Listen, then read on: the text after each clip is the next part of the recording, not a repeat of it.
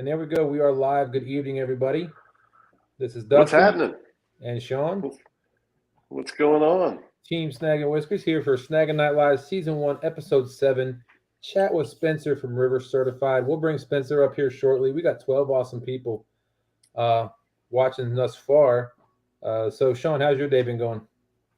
It's been a good day. It's been a little busy. I was just getting back into town. I've been in, well, if you watched the last video, I've been in Miami. So I'm just getting back from Miami. So I'm trying to get my bearings straight back in Virginia.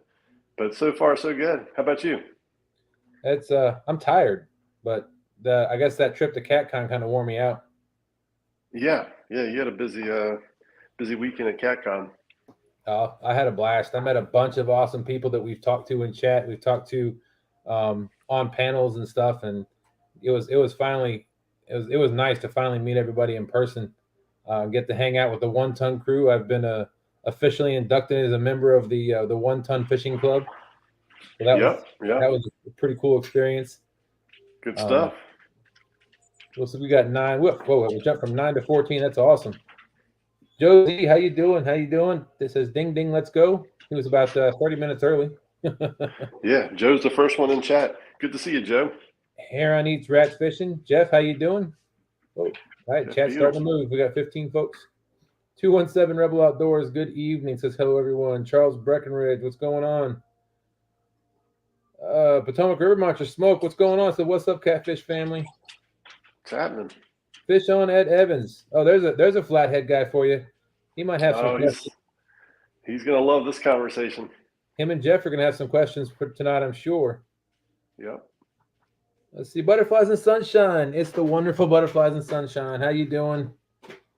Thank you so much for your generosity. We really appreciate it. We'll talk about that a little later, but I wanted to say it again since I saw you.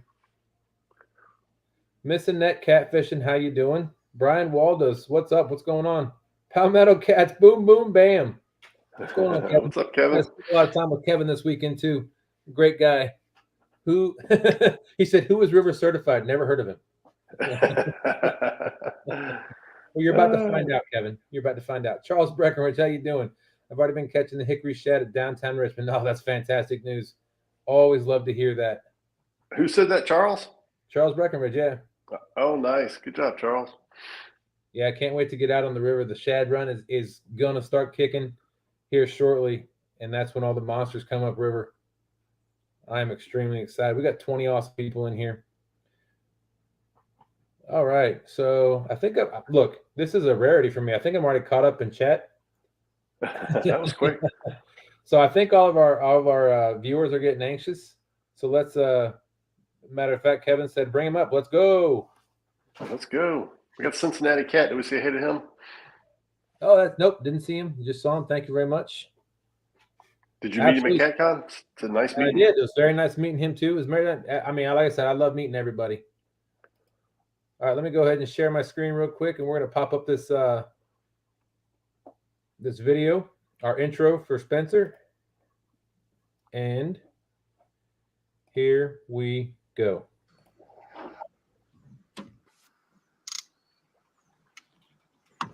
There we go. Yep. Whoa. A lot of drag on him. It's a big one, boys.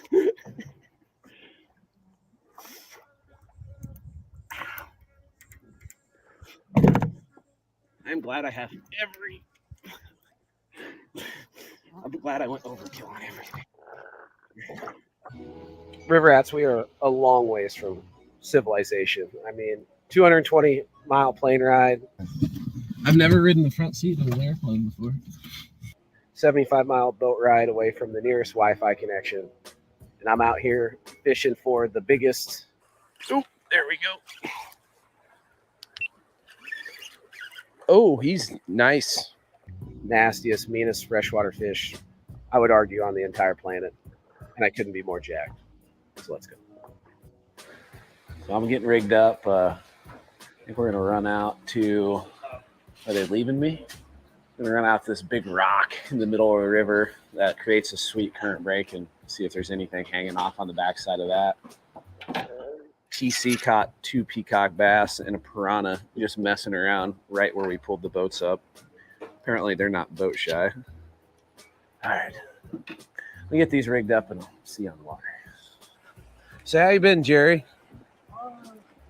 Good? Good. Any big fish been getting caught lately? Red tails. Big red tails? Those are nice ones. Jared, you coming?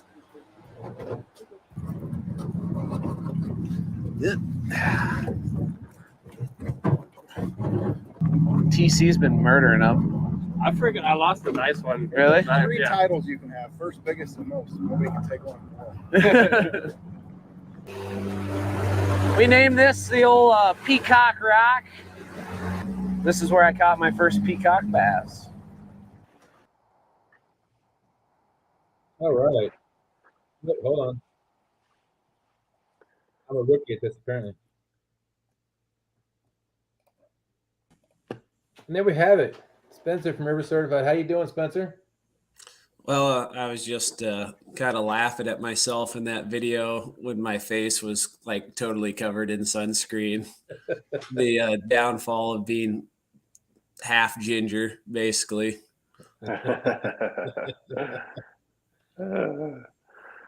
Well, again, thank you so much for coming up on the show. We really appreciate you coming up and talking catfish with us for a little while.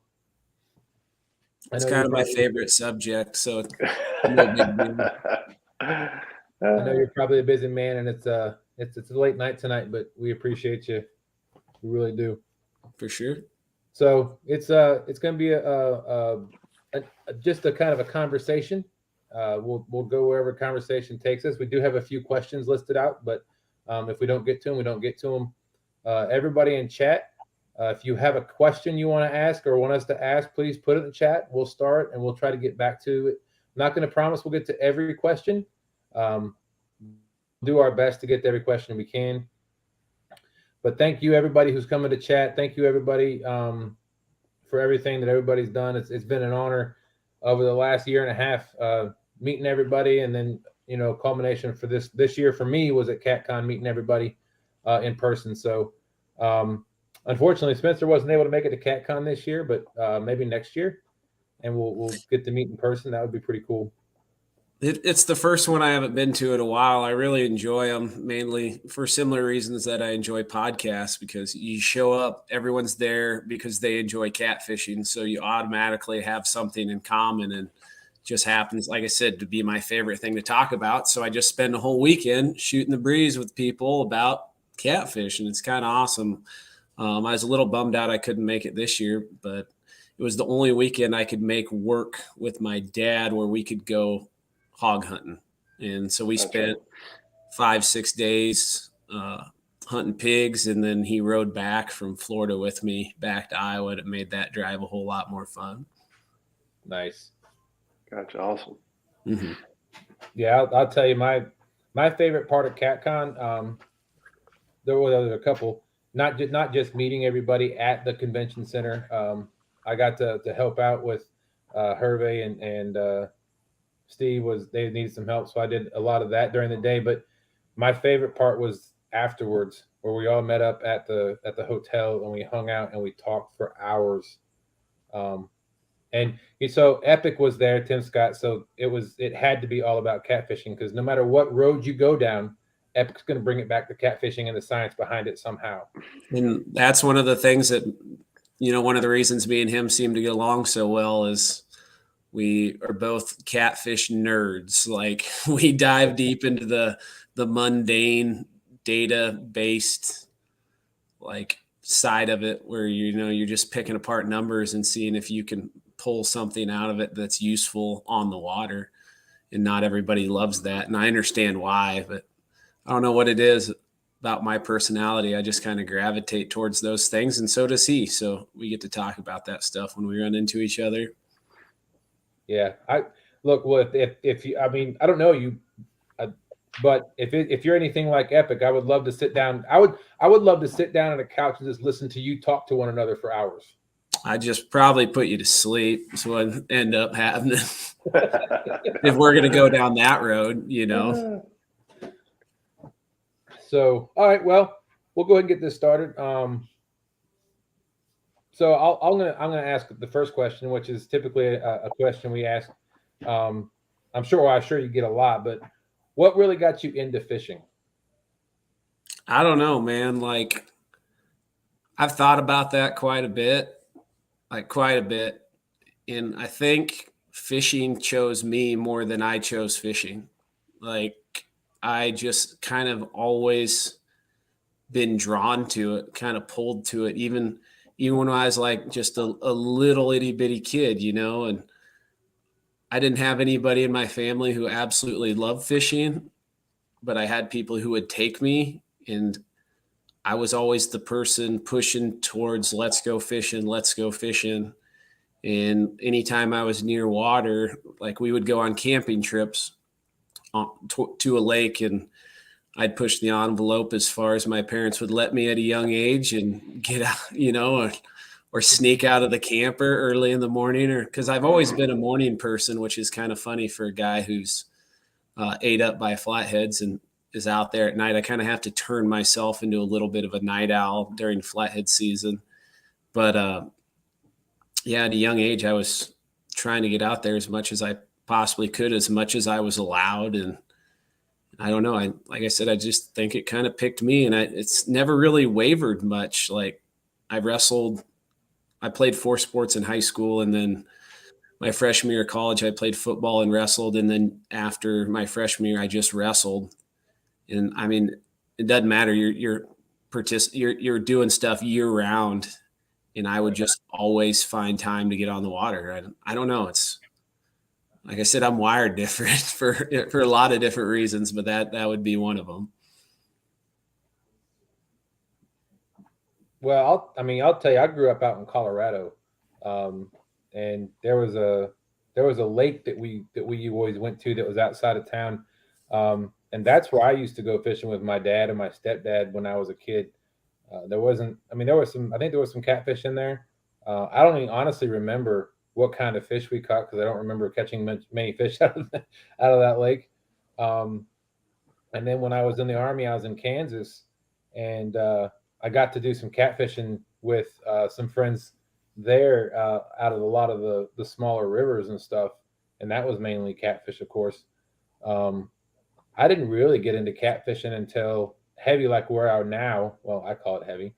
Until I moved out here back in 2002 after I got out of the Army. So, and I just recently picked it up, like I said, 2 years ago. And I mean, it's if I could wake up and go fishing every day, I would. If I didn't have to do this pesky thing called work to pay the bills, then I'd be out on the boat every single day. See, I think that's part of the thing that differentiates me from the average individual, or not average, but the typical mindset, because I would go fishing almost every day and I have my responsibilities or whatever, but I would just take it out of sleep, like I would get up 2 hours earlier to get out on the water to, try to get a quick walleye or two before school starts, or in the evenings, I don't watch TV. I don't really do anything except fish and now edit video. But before that, all I did was, if I had time, I fished. Yeah. Now, Spencer, speaking about your videos, man, your videos are absolutely incredible. Like, what kind of time do you spend on those editing of those videos? Oh, I appreciate the compliment, man. I guess videos, there's 2 ways I kind of look at it. Like they'll take up as much time as I allow them to, because you can always tweak something here, tweak something there. But a lot of it comes down to the filming. If I film purposefully in a way that is going to, and I've kind of figured out my own way of going about it, but every story needs a beginning, middle, and an end. And then there can be a lot different sub stories along the way. If I film it in a way where the story just kind of falls together through all the footage, then it doesn't take crazy long. Like my record, and I'll keep track for my stuff like that. I kind of keep track of everything. But my record for editing a 20-minute videos was 2 hours and 15 minutes. Wow, that's Most impressive. Well, that's the best.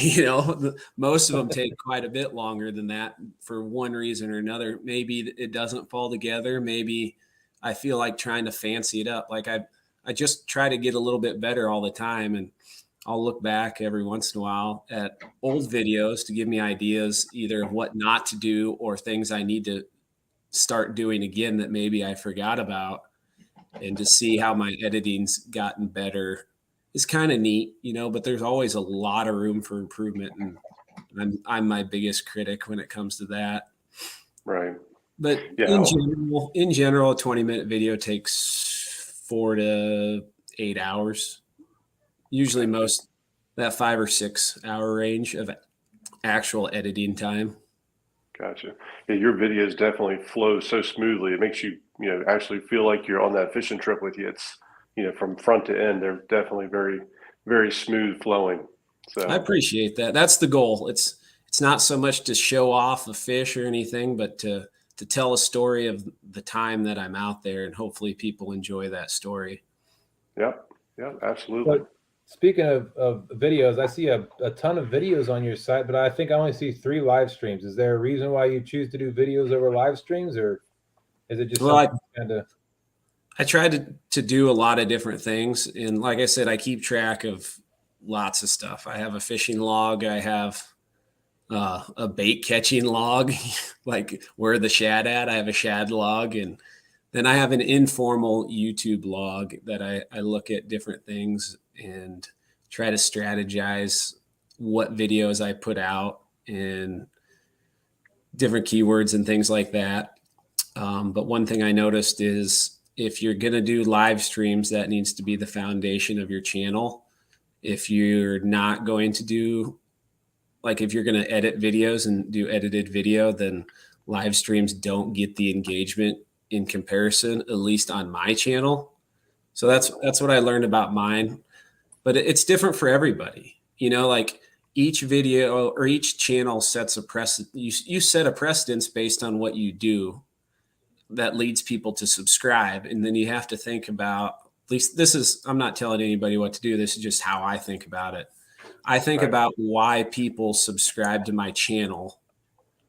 And then I want to cater to that audience and why they subscribed, while also doing things that I enjoy. Because if I enjoy doing what I'm doing, I'm going to work a lot harder than if I don't. So while the live streams were fun, they didn't have the engagement of my edited videos. Now, with that being said, one thing I'm going to try to do more of, which I've run into issues with time, is more like TikTok lives or maybe Instagram lives, like live stream through different social media outlets other than YouTube. Right. Gotcha. Yeah, we Sean and I talk about that constantly because we tag team that, and I know exactly what you're saying, but I think Sean and I work so well together because he focuses mainly on doing the videos and the shorts. I focus on making sure that we have quality live content when we go out and we do a fishing live. So it's I'm the CEO of the lives. He's the CEO of the shorts and videos. So we kind of play off each other that way. So I see what you're saying, and it makes a lot of sense. But at the end of the day, as long as you're having a good time doing this stuff, because you're spending your free time doing it, so you might as well have fun. Absolutely. And if you have a little success, that's cool. But if you don't, you're still having a good time. So who cares? And that's the key thing is I really enjoy doing all the live streams. I go out with other people, and when Sean and I go out together, I'm the one doing all the talking. But he takes all that footage that we get from those live streams or from other fishing trips that he does or I do, and he ties it all together into videos and shorts. So, and that's what he really enjoys doing.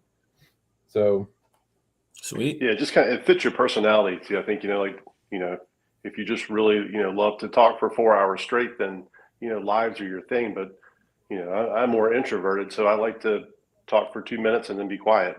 So the videos and the shorts work good for me. So it's, you know. It is funny how you can kind of paint whatever picture you want when you're editing your video, because I would assume most people think I talk like nonstop all the time. Well, I edit my videos in that way that, and I think it makes it more engaging, but the reality is I'm not out there saying very much, especially when I'm by myself. Right. Even sometimes when I'm with other people. Yeah, that's you can definitely edit it and make it paint a different picture, like you said. We got a question from chats. Palmetto Cat says, Spencer, tell us about the water in the Amazon. Don't drink it. That's something to keep in mind if anybody ever goes down there. Is like the bacteria in the water, probably one of your number one concerns as far as safety goes. I went through pretty extreme measures to make sure I didn't get any nicks or cuts on my hands.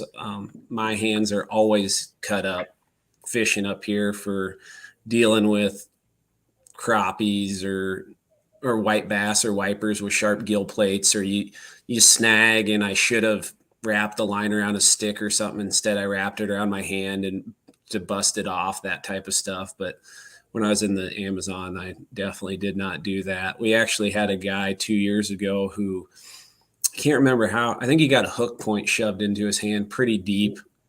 And, that in itself kind of sucks, but it got infected really, really bad. Like his whole hand was swollen up, and then the swelling was like creeping up his forearm. And he didn't tell anybody until it got to the point of really bad. But fortunately for him, his son-in-law was also on the trip, who's a dentist, and he made sure to bring a prescription of general antibiotics, which he gave to his father-in-law, who improved quite a bit. But it's not a place to mess around at all.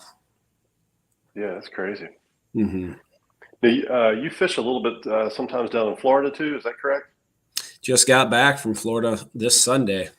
Oh, okay. Yeah, I've seen some videos that you put out from down in Florida. What kind of fish are you targeting down there? Catfish, and then they also have stripers and hybrid stripers, which I love fish with stripes. So it's kind of both of my favorites, which is what drew me down in that direction to begin with. Gotcha.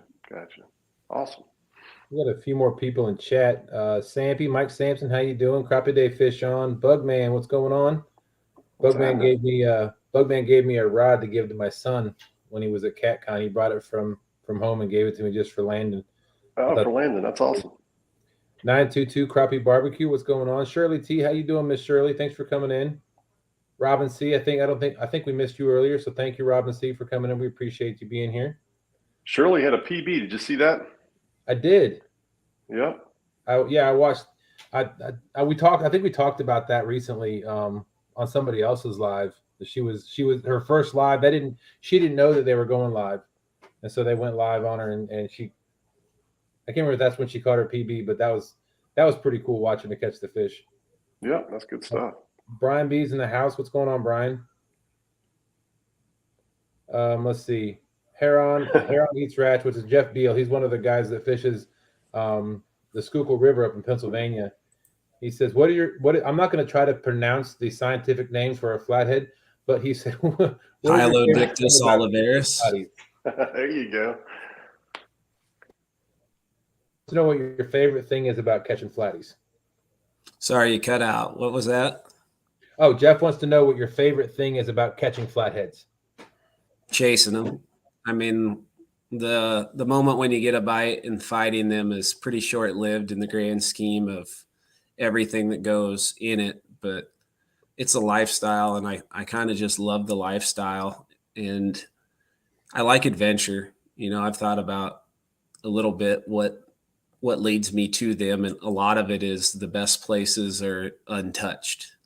So it kind of is a reason for me to get out and explore, and I've kind of learned that I just love figuring out what's around the next riverbed. Like as dorky as that sounds, like you look downriver and you can only see so far, and I want to see what's what's a little bit further and a little bit further and a little bit further. So I love that exploring aspect of it more than anything. What does your rig look like for a flathead? Do you have a favorite go-to rig that you use on the flatheads? For the most part, it's just your general Carolina setup. I'm a fan of braid, and that's better or worse. I think it's personal preference, and I like the no stretch factor and being able to control the fish in tight spots. So I like braid. I use 80-pound braid, and then just if I'm using a live bait at night, generally I have a sliding sinker. When I'm fishing during the day, I want that sinker fixed in one spot. Oh, And gotcha. the difference is I'll tail hook baits at night, so they struggle more, but they also tear off easier. So if your sinker slides, it gives you a little cushion. But during the day, I'm moving all the time, so I'll nose hook my baits during the day with a fixed sinker because I'm tossing them into cover. And with that fixed sinker, they don't get snagged as much. And if they do get snagged, you can kind of shimmy them off of the log they're hung up on a lot easier with that fixed sinker. So I guess that's a little nuanced thing that I do. And then I use a short leader, especially during the day, like 4, 5, 6-inch leader. So everything's like real compact. And I'm in a heavy sinker, so it stays where I cast it, and you just don't get as many snags that way. A longer leader might get you a few more fish. Maybe it won't. I haven't noticed any difference. Right. And the 80-pound braid, you've had good luck with that as far as not breaking, getting hung up on rocks cutting it or whatever. When I hook a We had fish, that situation this weekend. when I hook a fish, I don't give them that option very often. Like thumb on the spool, no drag type stuff. And it's a tug of war. It's kind of like playing tug of war with your dog, except you're playing tug of war with hopefully, like a 50-pound flathead. And then I'll run 60-pound for my leader, 60-pound mono, and it's a little more abrasion resistant. But the bigger thing is if I snag in timber, that leader breaks before my main line, so I can rig up real quick. And then it's just more efficient that way. And then for my hook, I'll use an 8 or 10-aught J hook, octopus style J hook. Whisker Seeker Super J's are the ones I've been using for about the last 4 years, and they have a good point out of the package, and then they do a pretty good job of staying sharp. And if they dull up at all, I just hit them with a file real quick. Gotcha. Awesome. And you tend to go with all the Whisker Seeker product equipment, I assume, or do you use other stuff? Yeah, for the most part, it's all Whisker Seeker. I'm part of their pro staff too, so that makes things a little bit nicer. But they just make good stuff overall, and it's good stuff that's affordable. It's what I would call a really good bang for your buck, which is kind of fits my mentality as far as those things go, because you don't need to have like the absolute best. And their Whisker Seeker's right up there with what could be considered the absolute best. And I'm not comparing Whisker Seeker to other catfishing brands at all. I'm comparing Whisker Seeker to like Bats and Blanks, CalStar Blanks, like your highest end of highest end things where you're spending $300-$400 on a rod, that type of stuff. You don't need to spend $400 on a catfishing rod. There's this good bang for your buck range, and there's lots of catfish companies in there. Whisker Seekers there, and I really like the bend of their rods. I like how they're tapered. I like how they have a nice soft tip, but they have a more parabolic bend than a lot of other catfishing brands. And what what a lot of people don't think about is what happens when you hook that fish. That more parabolic, softer bend absorbs head shakes better. It's much more forgiving and keeps those hooks seated in the corner of the fish's mouth more so than a broomstick rod would, especially when you're using braid. Right. Makes sense. Mm-hmm. We have Charles Breckenridge, which fishes here in Virginia around us, wants to know when you're going to make a trip to Virginia. Who knows? I don't have it on my plans right now. The problem is it's like 18 hours, so And I could go to Virginia in 18 hours, or I could drive 12 hours to the Tennessee River, and I just keep getting stuck driving to the Tennessee River. Can't get over the Tennessee. I mean, the Tennessee is really cool because it's really diverse. And I don't know anything about Virginia other than the James has big blue cats, but anywhere along the Tennessee River, you got big blues, you got big flatheads, you got big stripers, you got walleye fishing that people don't talk about. You got crappies if you want to go that route. You got big water, you got the creeks that run in them, you got the lake sections, you got the river sections. It's just a lot of variety, and I love variety. So that's my hang up on going to the Tennessee. Now, I do want to get out to the Susquehanna one of these days, because just the sheer number of quality flatheads out there is, at least from what I see, like things are a lot different in person, but it's intrigued me enough to the point I want to get out there. Nice. Yep. That's close to the Schuylkill, I think, if I can remember correctly, right? The Schuylkill dumps into it. Yeah. Yep. Absolutely. Near the Havre de Grace Bridge on 95. Brad Cottle from Tidal Weight Sinkers. Thanks for coming in, Brad. Appreciate that. It's nice to meet you this weekend as well. Ronnie Oakley, how you doing? We got our friend Fishing Fever here. He fishes the James River with us. He loves braid as well. I'm not a big fan of it. I've had a couple of experiences.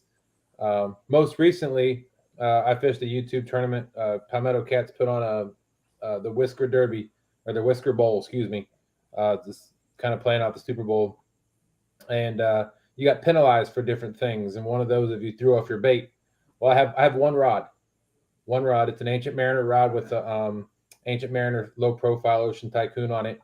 I put 80-pound braid on that, and that was my last rod. I went to cast it out, and it got almost to where I wanted it. It stopped, and the braid just snapped.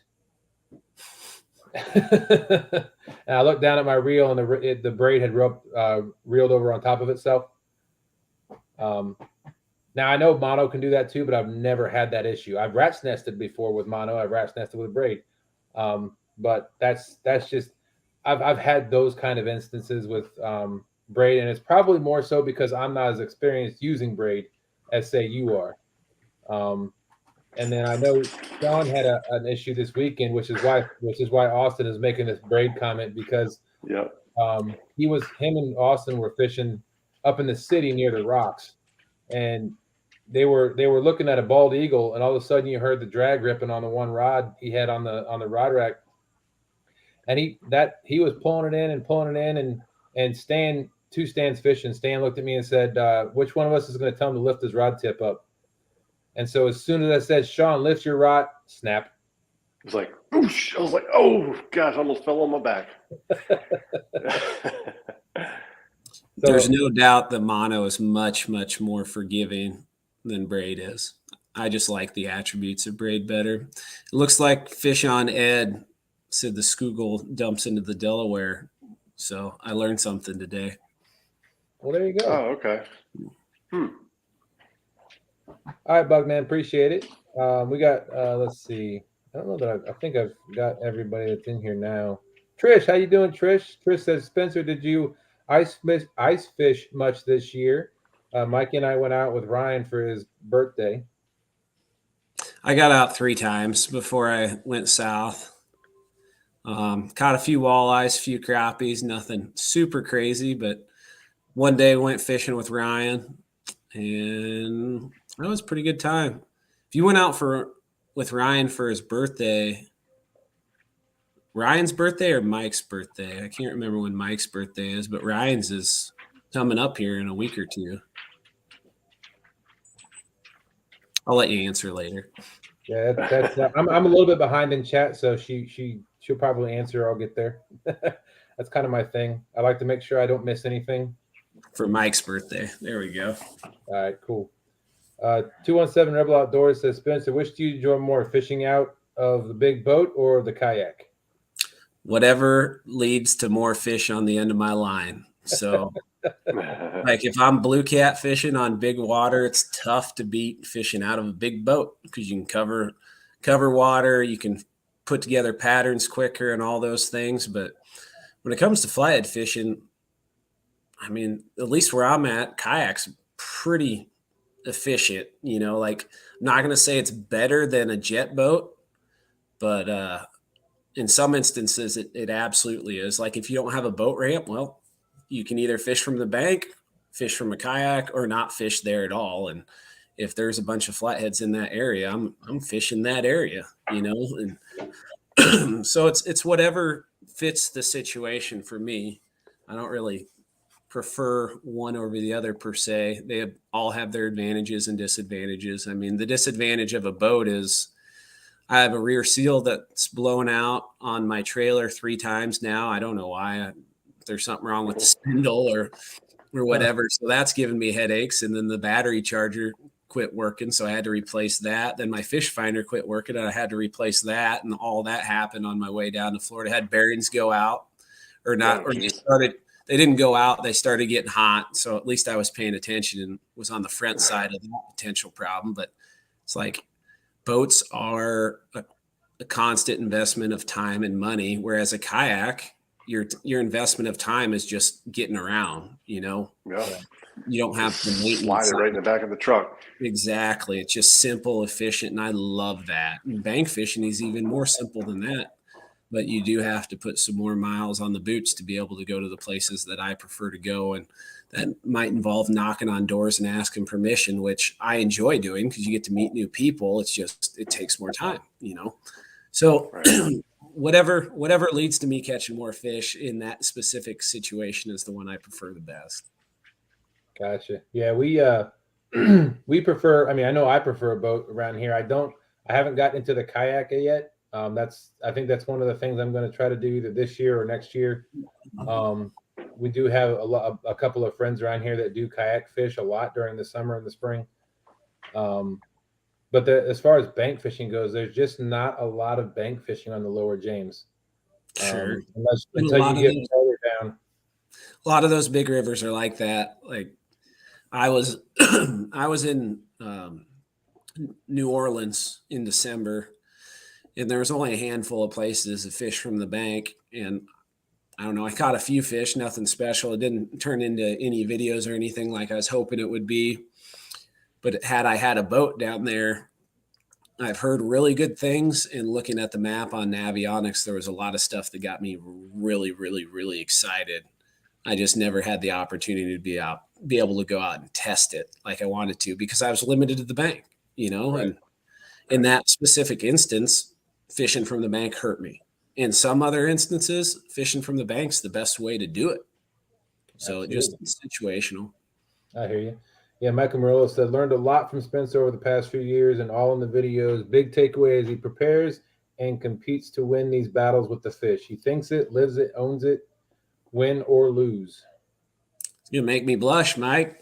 I've had a ton of fun fishing with Mike and Trish. I'm fortunate that I get to do it a bunch, and I've got some great memories that I owe to both of you. So I appreciate that immensely. And you are both excellent cooks. So that kind of sweetens the deal of having you on the boat on top of that. So, like I said, I just got to meet both Michael and Trish over the weekend, and I thought they were both great people. Nicest people in the world, man. Absolutely. Brad Cottle from Tidal Weights said, Spencer, you need to try an Uncle Lou rod once. Yeah, I played around with the one that Mike brought along one day, and they got nice action, nice taper. And I don't know, I'm a fishing nerd. I'm also a fishing equipment nerd as far as that goes. So anytime I have the chance to play around with a new fishing rod, I try to. But I'm sure they have a lot more out there than just the one rod that I got to, play around with a little bit. But who knows? I'm open to trying all kinds of stuff like that. We got Chucky in the house. How you doing, Chucky? Thanks for coming in. And Susquehanna Stan wants to let us know that the Susquehanna dumps into the Chesapeake Bay. Gotcha. There you go. QC Fishing, Brian, how you doing? Thanks for coming in. Yeah. See, I'm always behind on chat, but I don't like to miss any questions. So, Sean, if you want to go ahead and ask your next question, I'll see if I missed any here. Yeah, I was reading on your website that I guess you run a guide service too, or what does the guide service look like? It depends on the time of year. So I have an Iowa guiding season, and then I have a Florida guiding season. And I've done the Florida thing the last 2 years. Actually, I've done the Florida thing the whole time that I've been guiding. So Iowa guiding season starts April 1st and runs until the end of October. Target species varies a lot by time of year. So early in the year, if somebody books a trip, they're going to be looking at channel cats, walleyes, hybrid stripers, white bass. Those are the main focus. And as the water temps warm up, you start getting into mid-May, and then focus shifts more towards flatheads. So May and June is a lot of flatheads. July rolls around. This year, I'm going to try to run some Missouri River trips. I have my captain's license now, which is kind of neat. Something I never thought I'd have, but here we are. Awesome. And then July also is hybrid striper, some walleyes, and then August, September, it kind of starts to go back to that flathead fishing mostly. And October, wrap that October up with some channels and walleyes. So I said all that to basically say it depends on the time of year, what it looks like. And then, Gotcha. then I go down to Florida the last 2 years, the beginning of January, and stay there till the end of February. And that's blue cats and stripers. Gotcha. And tell me again where you do the blue cats in Florida? With The body of water? The Apalachicola, Okay, and that's southern Florida or? right in the Panhandle. It's barely Panhandle, Florida. okay. Barely Florida. I gotcha. Okay. And if someone wanted to book a trip with you, what's the best way to just go to your website or? Shoot me an email, SpencerRiverCertified.com. And I've been pretty fortunate. I'm actually almost booked up for 2023, which blows my mind. But the good news is if anybody wants to book a trip, I do have a few dates open. And if I can't find a date that works for you, my buddy Ryan, he started running charters this last year, and he fishes the same bodies of water, fishes for the same species as I do. And he's probably cooler and more fun than I am anyway. So I can always give you his information and you can book a trip through him. If one of our moderators could drop that email in the chat, that'd be great. Yeah, my birthday's coming up soon too. Let me see if my wife's in the chat. I think maybe she'll book me a trip. Let's see. You see her in there, Dustin? I don't see not anywhere. She'll show up in a minute. Let's see. Heron eats rat fishing. Jeff said, "I heard you don't get bit by mosquitoes while fishing in the Amazon River."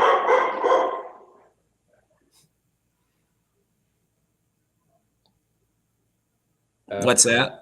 He said he heard you don't get bit by mosquitoes while fishing the Amazon River. Oh, well, or you don't, or it would be trouble. I guess I'm not sure the direction he's going with that. I mean, the mosquitoes down there, you have to have your yellow fever vaccine to even be allowed to fly in. Like they check your vaccination records, which, I mean, it's a good idea anyway. And then typhoid fever is another one that they recommend, which I got before I went down there. And then they give you a prescription of malaria medication before you go down there. The irony of all that is I can count the number of mosquito bites I got in the 2 trips I was down there on one hand. I mean, The mosquito in the dry season, which is the time of year where you're down there, the mosquitoes aren't bad at all. I brought 100% DEET, bug spray, and all that other stuff, and I never even took it out of the bag. Nice.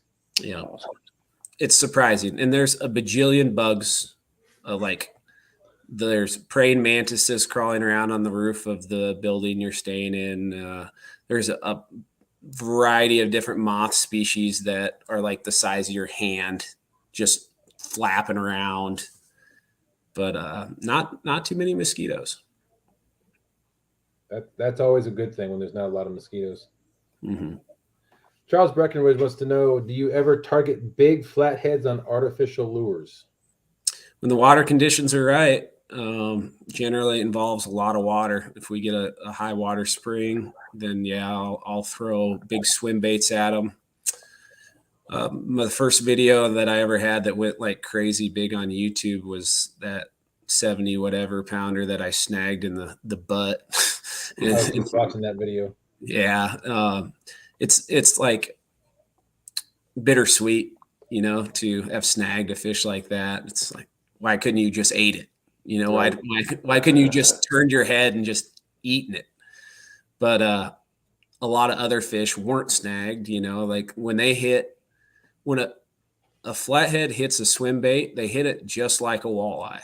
Like they open their mouth, they flare their gills, they create a vacuum, suck that bait in, and that's that thump feeling on the end of the fishing rod. So when a walleye does it, it's just like a little tick, and then you set the hook. And I love that feeling, like you're just holding the rod, letting your plastic sweep down current, just barely keeping it above the bottom, and then suddenly, doop, and you got them, you know, and you set the hook and got them.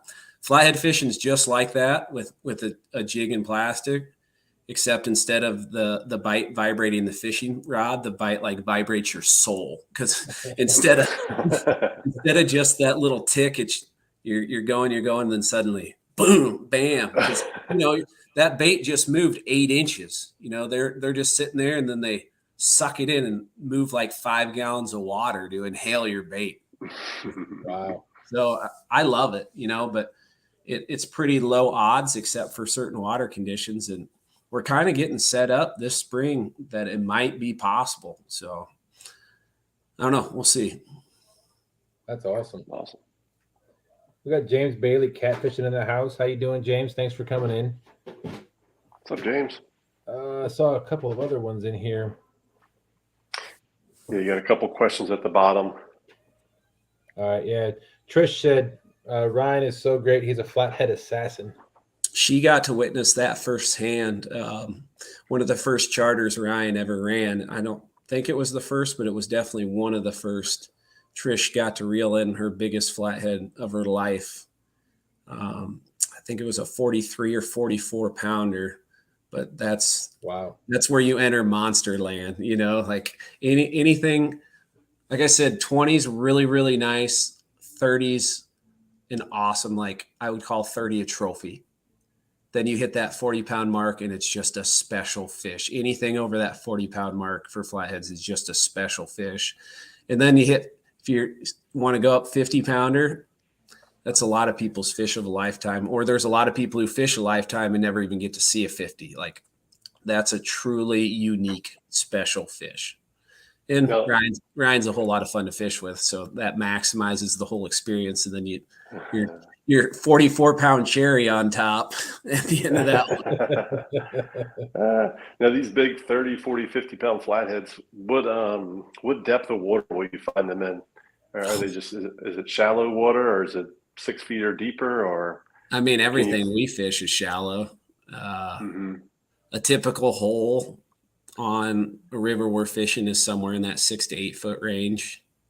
And that's Gotcha. your deeper section. Your deepest holes are in that 10 to 15 foot. And most of the flatheads you catch at night are in the somewhere between 3 and 5 feet of water, Gotcha. maybe less. You know, I caught the first 50-pounder I ever caught was in about a foot and a half of water was all. Wow. Came up on a sandbar in the middle of the night and slurped a 2-pound bullhead under a bobber. And it's kind of funny because it was a bait that I casted out and the current swept it to the bank and it wasn't where I wanted it to be. But I had 2 other rods that were in pretty good spots. So I said, you know what? I'm just going to leave it there and see what happens. And then a 4-foot flathead ate it. Yeah. Ed Evans, like we said earlier, fishes the Schuylkill, and he fishes similar conditions up there. And he said that you were the one that taught him to go to one spot and stay in one spot. So for when he fishes the flatheads, he goes to when he fishes the Schuylkill and he fishes at nighttime, he'll anchor up in like 6 foot of water, 8 foot of water. He'll be casted up at 2 or 3 feet, and he just stays from like midnight till 8 o'clock in the morning. He's like, they're gonna come find you at night. 100% at night. Like my goal is, or what I'm trying to do not really goal, but what I'm trying to do at night is set up where I think is the absolute best spot that's going to attract flatheads for a variety of reasons. And they're going to move around. So if you have a spot that has multiple travel lanes that kind of intersect in that area, hopefully it's going to maximize your odds. So yeah, I'm a fan of picking the best and sticking it out. And I think you catch more flatheads as a result of that. Plus you can be quiet, you can kind of settle down, relax. And we're fishing really shallow water, and I think being quiet is really important for those fish, more important than a lot of people like to think. Now, will we ever know for sure? I don't know, but there's no downfall of being quiet. There could be a downside of being loud, but there's no downside to being quiet. And I'm talking like boat vibrations, dropping stuff on the floor, stomping feet. Like if you look at things from a physics standpoint, sound waves don't enter water hardly at all, but boat vibrations and stuff like that travel 3 times faster. I think faster. It's either faster or further through water than they do air. Right. So Ed wants to know, when you fished the Amazon, did you fish at night at all or only during the day? Oh, we did some night fishing, some night cat fishing. That was where we got into the majority of our red tails when we were down there, was night fishing. Nice. Let's see, Freddie's coming. Freddie Outdoor Adventures in the house. How you doing, Freddie? Thanks for coming in. What's happening, Freddie? Sorry, my kids are misbehaving in the background. Sorry for all the barking.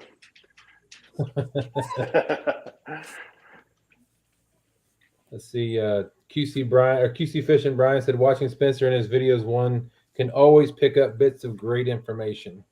I'm glad they help, man. Yeah, one of the things when I first started watching your channel, Sean turned me onto your channel, and I started watching it. I noticed that you fish in a bunch of different places. What's your favorite place you've ever fished? I don't know. That's like, I've fished a bunch of different places. I don't know if I necessarily have a favorite. I have groups of places that I like to. So example is yesterday. I went catfishing yesterday, and the conditions set themselves up where between the water rising, the way the wind direction, and the weather and time of year, I'm thinking the cats should be here based on those conditions. And luckily they were. So suddenly that is my favorite spot, or at least my favorite type of spot. There's just something super duper rewarding to be able to go fish a place I haven't been to in 5 years based on what I believed was correct water conditions and to catch fish there. So I don't know if I have a particular spot. I fish patterns more than I fish spots. Gotcha. So you've been to the Amazon. What other big locations have you been to outside of the country that you fished? Well, I fished Spain last September for Wells catfish. That was pretty cool. Oh, that was cool. Did you catch anything? Yeah, we got a few. What was the biggest one you caught? Biggest one I caught, I think, was 123. I think that's what it was. And then, wow.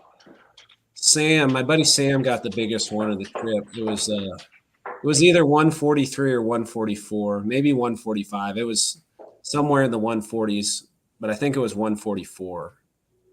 And wow, that's crazy. He's a giant of a man, and him holding up the fish the fish still look big. So, I mean, he's like 6'8", 280. So if he's holding it up and it still looks big, like that's big fish. Wow. Yeah, we have a guy in the community. I don't know if you know Martin from the UK. I don't know if you've ever seen him. Mm-hmm. He actually came over to CatCon this last weekend. Cool. From the UK. And he's going to go start doing more fishing for doing fishing videos and lives and stuff like that. he didn't really do that much as of yet, but he's going to start, and he's going to start targeting the wells. So it's going to be awesome watching that. It's pretty cool, you know, and it's catfishing. That's the other cool thing about it. Right. It's a little more elaborate catfishing. Instead of casting, we ran out baits with a boat, but you could have set up on a spot where the channels, because we were just dropping baits into the main river channel of this reservoir. If you would have set up on a spot on the bank where that channel swung close to the bank, you could have casted rods in and caught them just like you're catfishing back home. Wow. Mm-hmm. Freddie Outdoor Adventure says Spencer got to see the little FOA rods thanks to Michael Murillo. Is that the shorty ones? Yeah, the 5 and 6 footers. Yeah, they're cool sticks, man. You got another question, Sean? Yeah, I know I'm bouncing all around with my questions. How long have you been in the YouTube world, and like what kind of got you into doing the YouTube videos? I'm trying to think when I made my first video. It's been a while ago, maybe 6-7 years ago when I first made my first one. My wife got me a camera for my birthday. That's pretty much it. So she got me that, and it's like, well, I got a camera. I suppose I should film something. And I guess I'll film fishing. And then I filmed the fishing trip, and I'm like, I have this footage. I guess I could edit it. So I edited it. And then once I did that, I'm like, I guess I could put it somewhere. Maybe I'll put it on YouTube. So I did that, and I'm like, this was all kind of fun. So I just did it again, and then did it again. And it didn't really do much as far as like success for a while. I just kept doing it and getting a little bit better and having fun with it. And over time, it started getting a little more traction, and that was kind of cool. So I started posting more videos because they were getting a little more traction, and suddenly they started getting quite a bit. And at least in my definition of quite a bit, there's YouTube channels that get millions of views, you know, but right. I think it's pretty cool the amount of people that watch mine, but at the end of the day, it's just fun. So I just keep doing it. Yeah, good stuff. Mm-hmm. 217 Rebel Outdoors says, Spencer, how often do you fish Clinton Lake in Illinois? I've seen at least one video you did there. I've been there a couple times. I got a buddy who lives in Champaign, and he runs a gym out there. I think, was it not this December, but the December before that, I went out there, and me and my brother hung out with him for a few days and fished Clinton, and then fished a handful of others. And then the year before that, I think we did the same. I don't remember if it was the same time of year, but been out there a few times. It's a fun lake. It's doesn't seem to have the top end of some lakes, but it's got, you know, a growing number of good sized blues, and it's got quality channels, and it sounds like there's some pretty darn nice flatheads in there too. So if you live close to there, you know, it's kind of a blessing to have that in your backyard. It's a cool spot. Tim Molina said, I remember commenting years ago about how I didn't understand how you didn't have more subs. Well, I'm glad you think so, Tim. I appreciate that. And I appreciate the fact you've been watching my videos for so long. Like, I kid you not, I don't remember many things, but I remember that comment and then thinking like, I don't know, you know, like if people enjoy them, they'll watch them. And if they don't, they won't. And hopefully people continue to enjoy watching my videos. And I'm just glad you like watching them, man. Yeah, that's awesome. Yeah.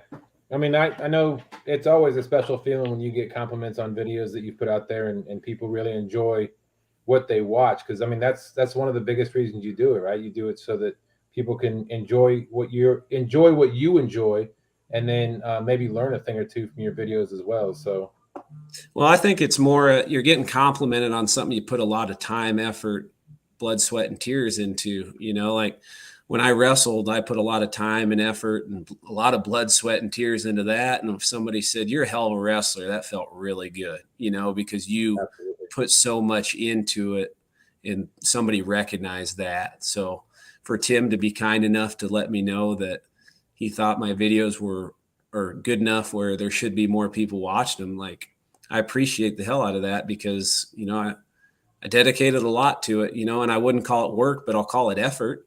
You know, like I enjoy doing it, just like I enjoyed wrestling. But to do it well, you need to put in a lot of effort and never be complacent and try to keep improving. And like that's just my mindset on all that stuff.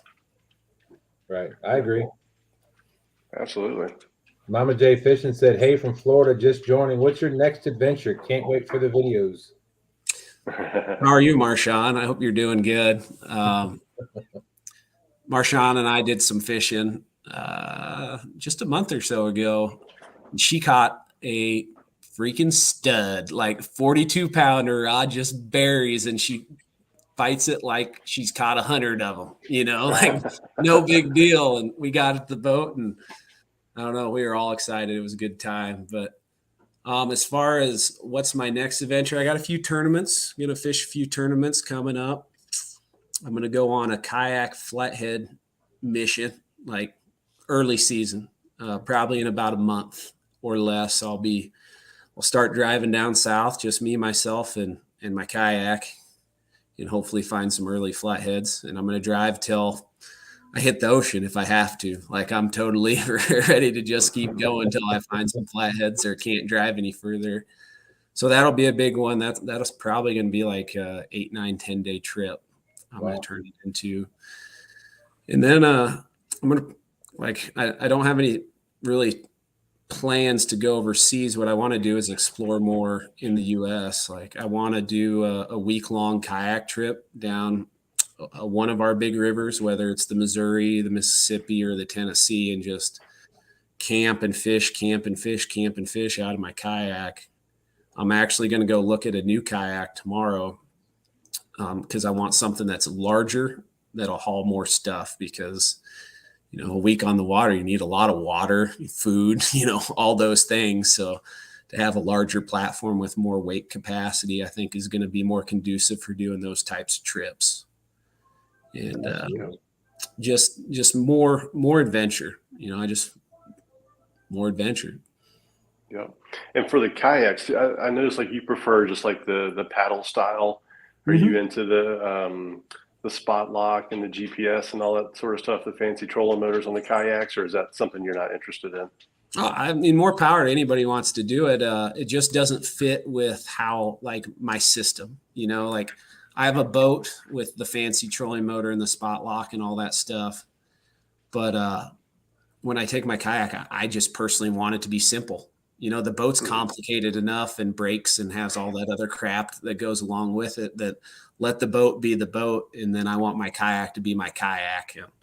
And if I didn't have my boat, I would 100% have a kayak with spot lock and stuff like that, because it would be really beneficial in a lot of different situations.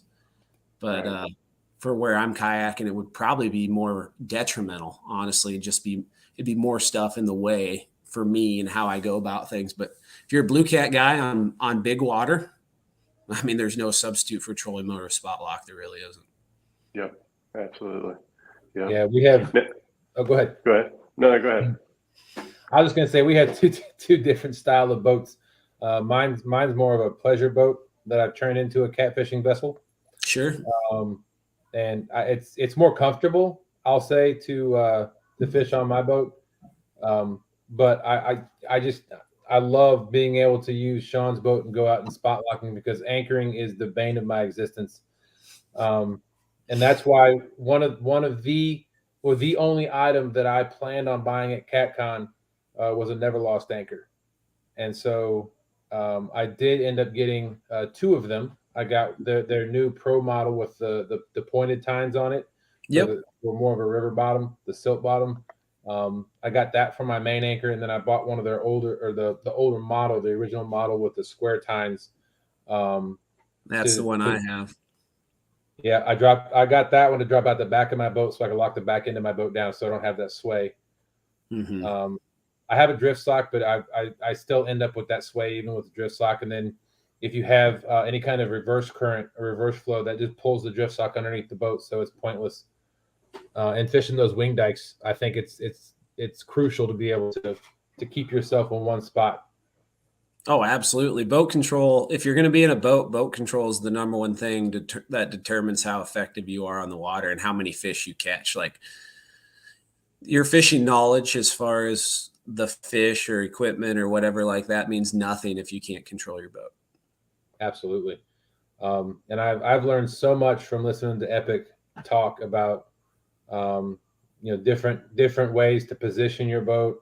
And we talked a little bit one-on-one about how anchoring and letting out more line, and if you're in faster current, how to kind of bring your boat back into that and when to pull out. It's fantastic. I've learned a lot, and I love talking to him. That's why I love having these kind of conversations, because I always pull out something that I can use when we're out, or we can use when we're out on the water, and helps us get on some more fish. Absolutely. Like you can learn something from everybody, and I try my best.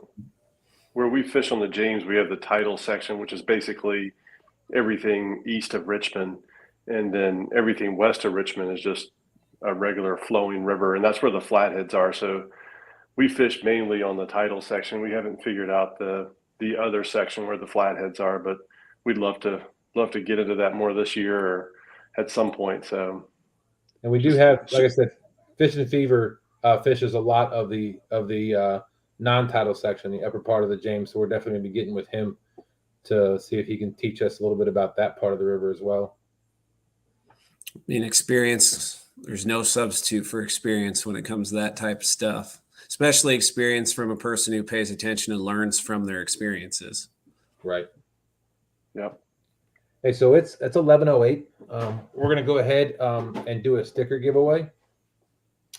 So I've already got this all set up. I'm going to share my screen real quick.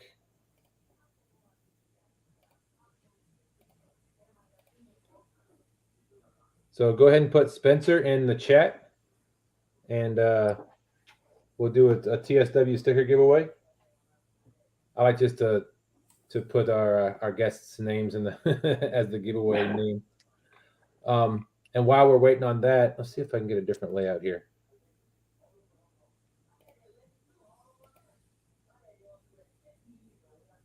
We'll go back to the other layout.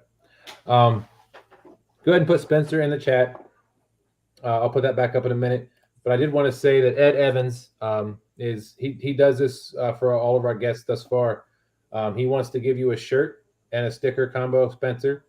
So we will send you his email address after we're done with the show. And if you just want to send him your address with your shirt size, he'll get that mailed off to you.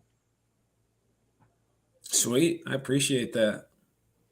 Can't beat a Schuylkill River t-shirt, man. They're good stuff. I wear mine all the time. I'll rock the hell out of that. Anything that says River Rats.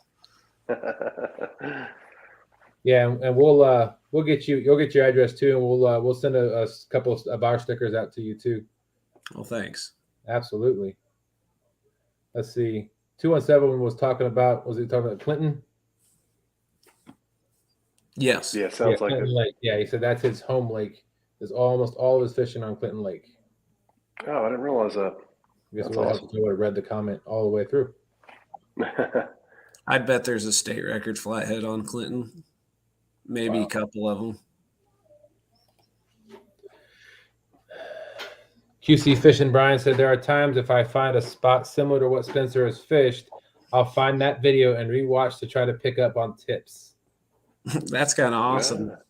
Yeah, Cool. I don't do a whole lot of direct instruction on my videos, but I try to make it in a way where people can pick up things here or there that might be beneficial for them. So glad you're picking that stuff up, man. Well, I appreciate you watching all the videos too. Like you're always one of those guys who comments quick, and I really appreciate that for years. I really appreciate it.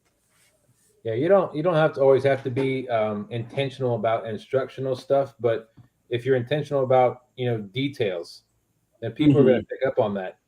And so I think you do a great job in your videos. Is you give a lot of details and very specific about what you're doing and why you're doing it.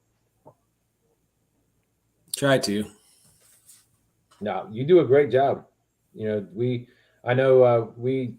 always we're always looking to do something better with our channel, and we're always looking for other people to kind of inspire us to do different things and try different things. So we definitely look at everybody's stuff and pick up a little bit here and there for, to try to make our channel better. Sure. Title Waits, Brad Cotto said, Spencer, I didn't know you wrestled. That's awesome. He went to state for wrestling. Nice. I've only got there's something of all the sports there are. I mean, I would have to say, like, I played 4 sports in high school. I played football, I wrestled, ran track, and then played baseball. And baseball was probably my favorite to play. But when it came to what I wanted to do in college, I thought I had the highest ceiling in football and in wrestling. So then once I got into college, I excelled more. I made more improvements in wrestling than I did football in college. And that's kind of why I decided to just stick with that for the rest of it. But anybody who wrestles and has wrestled for a long time, especially, you can just assume there's somebody you don't want to get in a fight with. I've got That's true. I've got a wrestling story, but I only wrestled in middle school. Once I got out of middle school into high school, I stopped wrestling, mainly because all the people that I wrestled were bigger than me, which is not. I mean, it's saying something because I was 6'1", 240, or 6'1", 163 when I was in high school, but the guys that were in my weight bracket they were stacked. I get it, man. Believe it or not, I wrestled heavyweight in college, weighing about 225. Wow. But there's advantages and disadvantages to being bigger or smaller or whatever, And I kind of enjoyed being a small heavyweight more so than wrestling 197. Like you can utilize a lot of different stuff that Absolutely. you don't get to in other weight classes. Yeah, my one funny story was when I was in middle school. We were doing a wrestling tournament, and there was me and a couple of my friends were sitting on the bench, and one of our friends went in there, and they blew the whistle.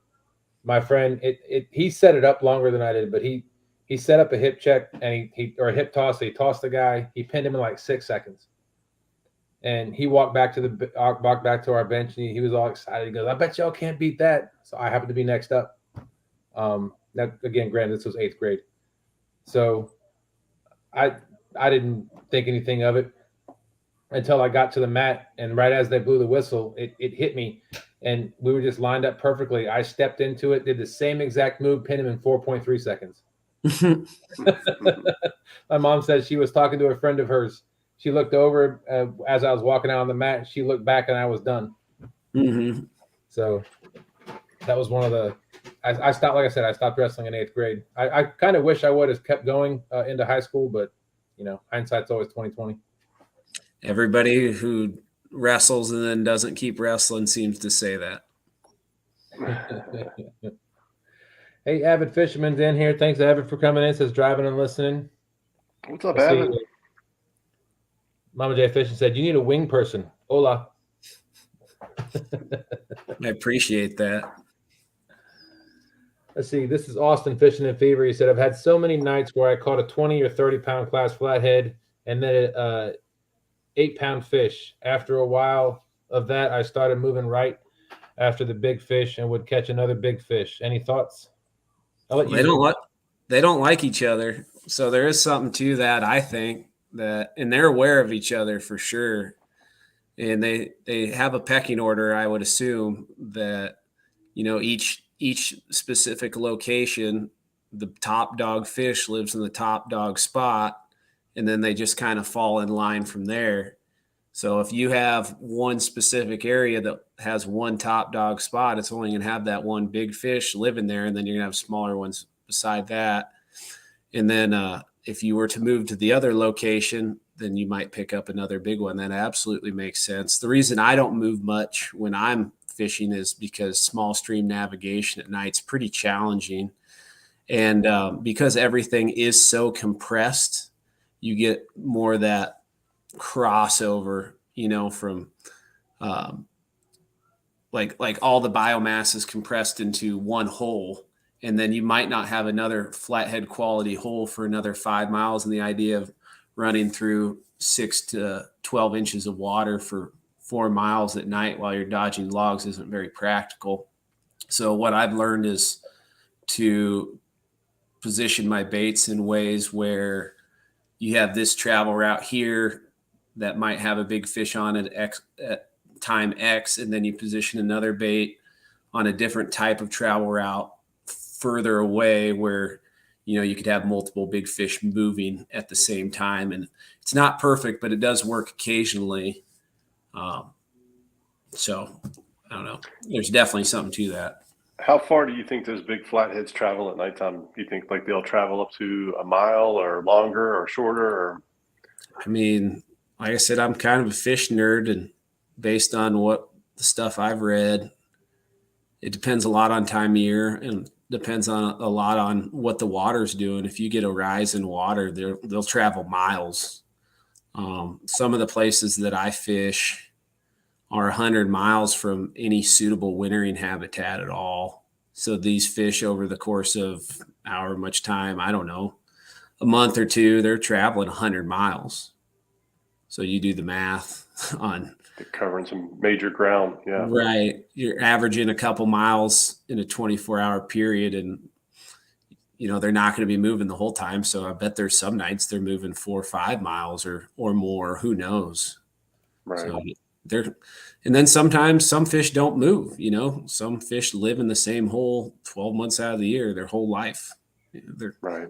There's evolutionary advantages of where not every individual of a species does the exact same thing. That kind of helps preserve the species regardless of water conditions. You know, you have a group of them that do this, you have a group of them that do this, and a group of them that do this. And certain times a year, from a reproductive standpoint, water conditions might favor group A, and then the next year it favors B, and then C, and so on. So that way they're maximizing their ability to procreate regardless of water conditions. Awesome. Austin, to go back to his previous question, he also said, I figured there was a dominant fish and held holes. Then there were juvenile fish that wandered, but I'm no expert when it comes to fish behavior. And I'm not either, man. I'm just kind of, we're playing telephone with the papers I've read, and where they track these, they'll tag these fish with the GPS tracker and follow around and see what they do. So I'm sure there's a lot missed between what the researchers observed and what I'm talking about now. But the gist that I've noticed is they all sit still at times, they all wander at times, and it's not that juveniles move any more than the dominant fish do. It's that juveniles live in different places than the dominant fish, but there's overlap, you know. Seems like small fish really like small rock, big fish like big rocks and timber. But there's enough little crevices in the big rocks and the timber where a small fish can still find a place to live and hopefully not get eaten by that big one. So, I mean, there's a lot of crossover, and you fish enough, you see crazy things, and there's always exceptions to every single rule you ever see. And I don't know, just take them as they come, I guess, is the way I look at it. I'm gonna put this back up here. We got 16 people in the drawing for a TSW sticker. We'll give that about 20 more seconds, then we'll do a drawing. Let's see. Tim Molina said, my favorite river certified videos are when you catch monster flatheads out of gnarly snags from just a few feet away.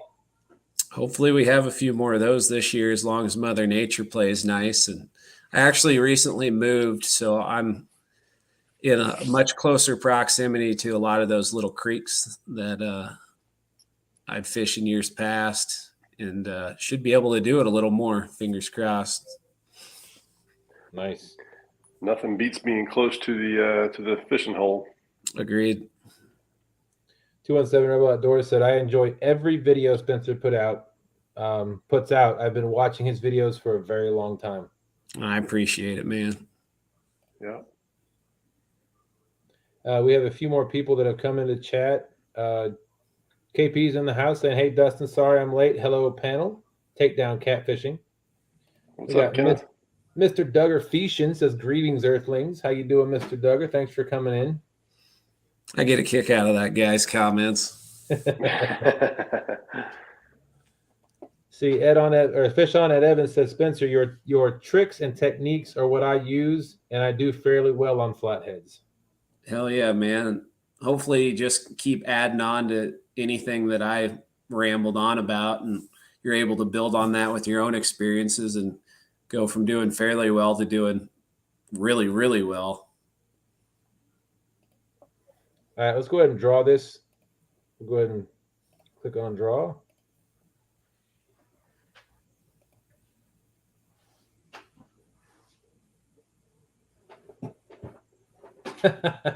Nice. All right, Austin, just get with us. We'll get you another sticker. Congratulations. I love doing giveaways. It's fun. QC Brown was talking about an earlier comment saying he agreed the catfish community as a whole on here is just an awesome tool of sorts. Yeah, I mean the amount of knowledge you can gain, and it doesn't have to be anybody that's been doing it for years. I mean, there may be somebody that's only been fishing for a couple of months that they say something, you're like, well, that makes a lot of sense. I don't know why I didn't think of that before, right? Just look at things a little different. Like everybody looks at things a little different and picks up things that you yourself might have not have considered, you know? Absolutely. Mm-hmm. Let's see. You want to ask another question, Sean? No, I know when we watch the videos, we all enjoy seeing your dog in the video. Is the dog coming on the next trip, or how does that work? A lot of it just depends on conditions. So, you know, if it's cold, I try not to bring them along. If it's too cold, it was really nice the other day. So I brought them along. But what I didn't think of, the area where I was at had a lot of cockleburrs. So I spent a bunch of time cleaning cockleburrs out of his hair, and then ended up having him sit down on a little seat cushion I brought. So I had to sit my butt on the wet mud, and he was sitting on the seat cushion. And it's just because I didn't want him to sit down and have cockleburrs stuck in his butt for the rest of the day. Right. Now, how old is he? He's 8. 8. Okay. Yeah.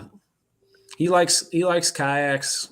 I don't take him flathead fishing out of the kayak that much, just because it'd be problematic to have him plus the fish you hope to catch in the kayak at the same time. And I did that once, and I lucked out and caught a low 40s flathead. So, you know, like that really, really good fish that you always dream about.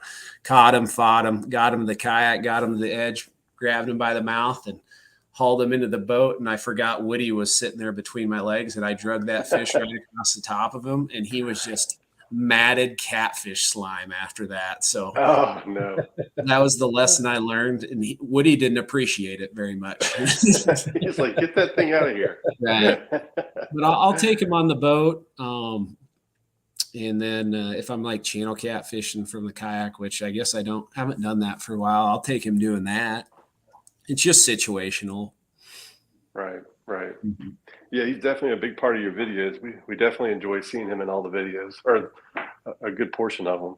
He's pretty laid back. He's easy to get along with. Yeah. Yep.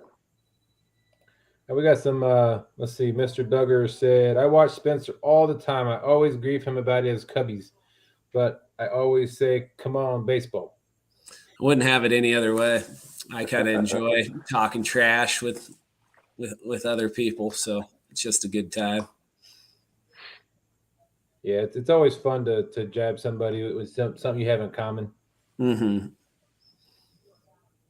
Let's see, Butterflies and Sunshine said, it's so fantastic to see someone so young who is so knowledgeable and experienced and willing to share his passions and still stay humble. Well, shucks, I don't know what to say to that. I really appreciate it, and that's really kind of you to say that. I don't know, I'm not very good at taking compliments lots of the times, but thank you for that one. Yeah, I found it's easier to say thank you. Yeah. Let's see. QC Fishing said, need Spencer to do a video fishing the Iowa end of Lock and Dam 15. 4 times, busted rods trying to pull fish out of there. Don't know what they were, but they weren't moving. They were probably flatheads, would be my guess. You just gave Spencer an idea. Well, I've thought about making it out that direction. It's just if I'm going to drive, it's hard to make a trip for flatheads when I know I can catch flatheads right by my house. Right. If I travel, it's usually for something that I can't catch at home, like blues or stripers or stuff like that. But I do need to make it out there one of these days. All right, Jeff. Jeff has to go. He's got to work in the morning. Thanks for coming in, Jeff. We appreciate you being here. Hope you get some sleep. Let's see. Avid Fishman says, I've watched almost all of certified videos. That's impressive because I've put out a pile of videos. So I'm glad you like them so much, man. And yeah, appreciate you watching them. But I don't even know how many videos I've made. It's a pile. I was getting ready to go look, but I think I already closed that tab. Well, how many at least you've posted? Tidal Weight said your Florida trips seem a little bit more nerve-wracking, adding in gators and the mix of hazards, or to the mix of hazards. You know, the gators don't bother me as much as they probably should. I kind of made a joke out of that on one of my videos a little bit, but the truth of the matter is I'm not too concerned about them. But then again, I've never been close to a gator that really was that concerning. You know, like everyone I've seen and got close to was a cute little 3 to 5 footer. You know, I haven't seen that 12-foot monster that they can be. But one funny story. So I had a hell of a time catching bait consistently down there. And I finally started putting it together the last 3 or 4 weeks of the trip, which better late than never. But I'm up in this creek mouth on a day that was pretty darn nice. And the colder days, the gators you don't see, or I never saw very many gators when it was cold, but when it was really nice, it wasn't uncommon to see a bunch of them. So I was up in this creek when it was 80 degrees out, and I have live scope on the front of my boat, and I primarily use it for looking for shad. So I'm motoring up into this creek, kind of scanning around with the sonar, and I have my kayak ready, loaded up in my hand. So I'm looking, and then bang, I see a school shad. So instead of looking ahead of me before I throw, I just throw the net in that direction of the shad, and I look up, and my net lands about 6 inches off the nose of an alligator. Oh boy.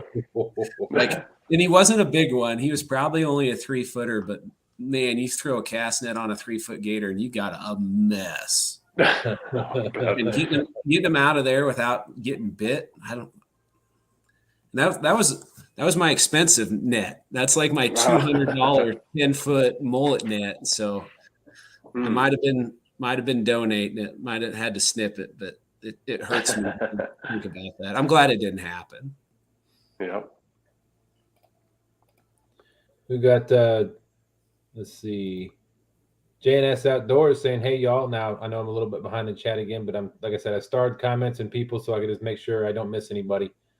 Pontoon Jodi's in the house saying I made it, and then she said about 3 minutes ago that I'm behind in chat as usual.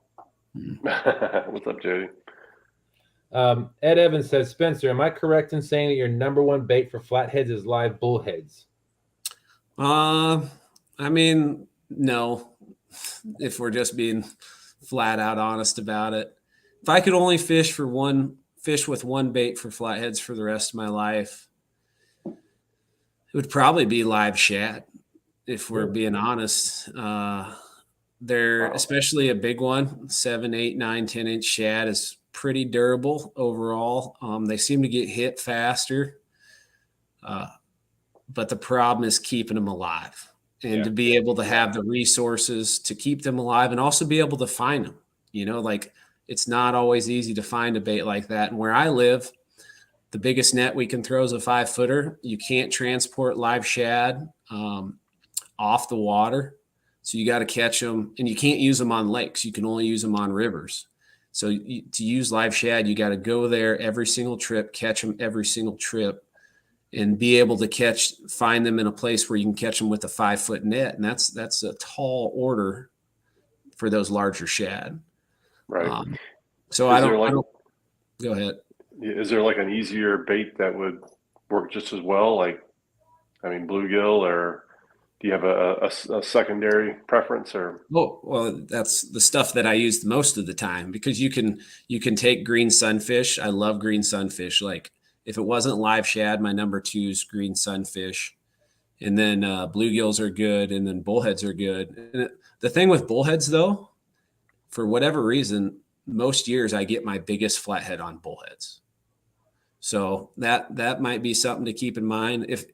If I have a pile of bullheads in the bait tank, I don't cry about it. I'm pretty happy about it, you know. But shad's just, man, if you have the capabilities to keep 20, 30, 40, 8 to 12 inch shad alive in every single trip, it'd be tough to beat them for flatheads. It really is. What type of shad do y'all have? We just have gizzard shad in Iowa. Okay. Yeah, we the shad run comes up the river to the city, starting pretty soon when the water warms up. It seems to be the hickory shad are coming up a little more right now. I think because we had such a mild winter, and the water temperatures are already in the probably the mid 50s right now. Nice. Yeah, something in the 50s. Yeah. So there, people. I was talking to some folks. Like I said, we're still fairly new to this section of the James, and this will be my first ever shad run. But there's a lot of people are saying that we typically don't get why can't I think of the name? Hickory shad this early, but they're already starting to catch hickory shad up in the city right now. Sweet. So we have the hickory shad, we have the gizzard shad year round, but then we do also have a rare American shad that comes in that we're not allowed to keep, we're not allowed to use, which is actually, and I understand why, but the disappointing thing to me is if you get one in the gill net, I mean, even if it's dead, you got to throw it back, which I'm like, that's just a waste. But, well, they could tell you that you just can't use gill nets at all because of the endangered American shad. So it's all a matter of perspective, man. I like that. I understand the frustration after throw a dead one back, but I appreciate the opportunity that I'm given and find available. So I really appreciate that perspective. And that's, a lot of the times when you're doing something, you may not think of that side of things, because, not everybody gets to use a gill net. We don't. And I'm as guilty as anyone of having those perspectives, but I try my best to think of the positive side of things. Absolutely. Yeah. Yeah. The gill net is so nice. We can put the gill net down, and in the springtime, within 5 minutes, you got 20 shad. It's incredible. A little harder to come by in the wintertime, but it's still a nice tool. Same story everywhere. Bait's tough in the winter. Yeah, we found that in the wintertime, the shad typically go to the deeper holes and they school together even more. And when I say deeper holes, I'm talking like the average. What I found them over this winter when I was with Stan, the two Stans fishing, it was typically anywhere from between 24 and 27 feet. Yeah.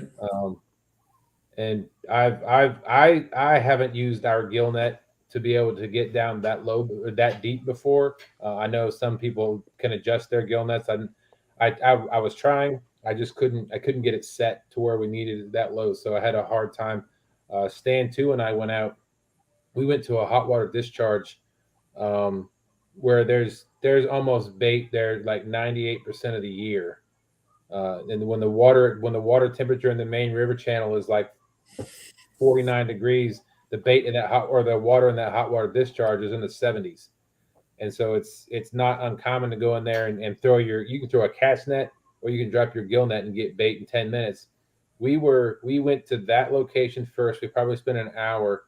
We went to a couple of pits, went to a couple of other locations. I think we caught one gizzard shad in 4 hours of trying to catch bait. So You'll have days like that, man. yeah.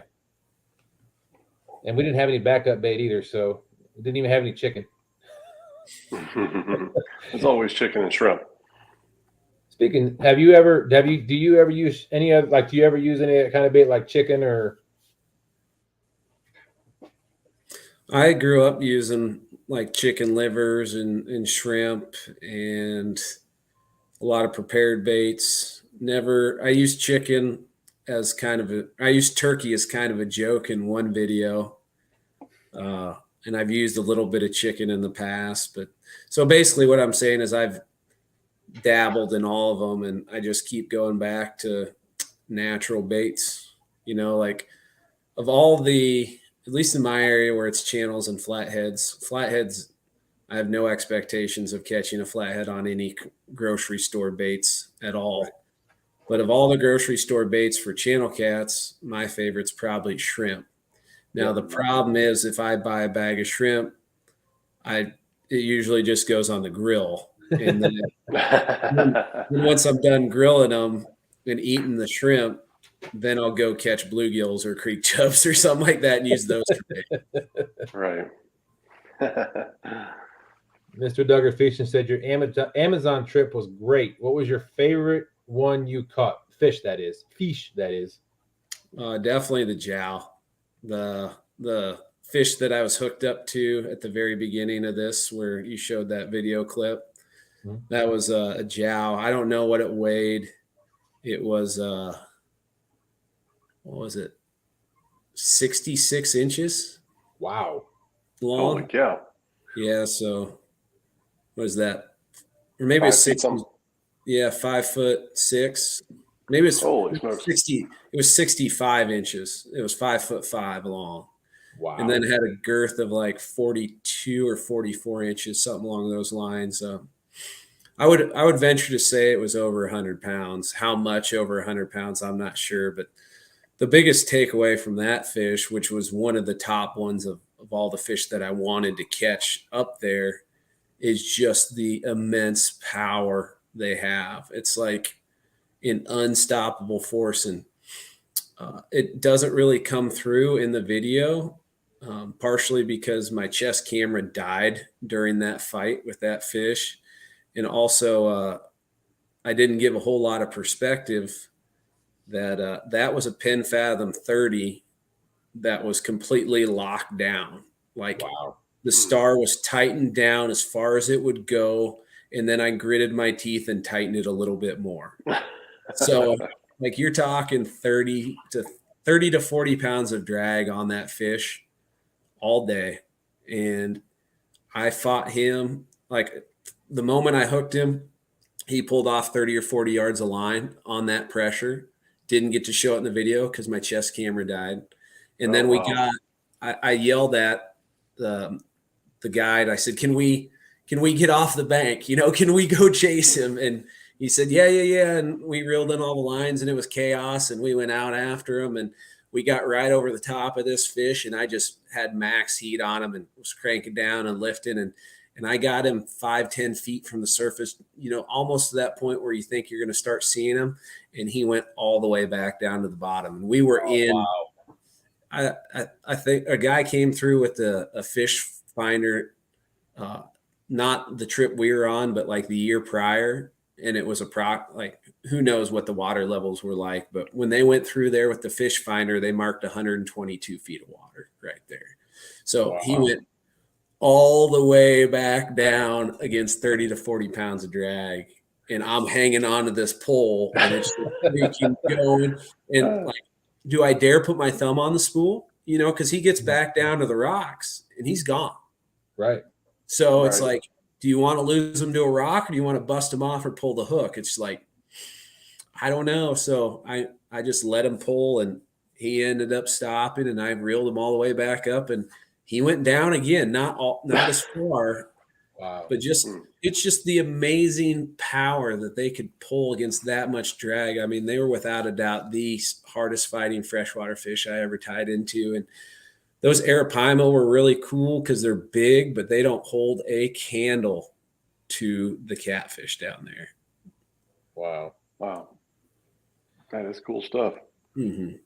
Yeah, Pontoon Jodi says, "Oh my, I can't wait to hook one that big and feel the power of the fish." I hope you do. I hope you catch a bigger one.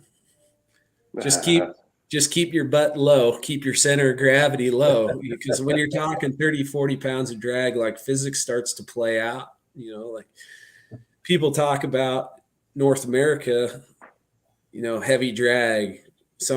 People who say they use 30 pounds of drag, you haven't hooked a fish where you really got to utilize the 30 pounds of drag.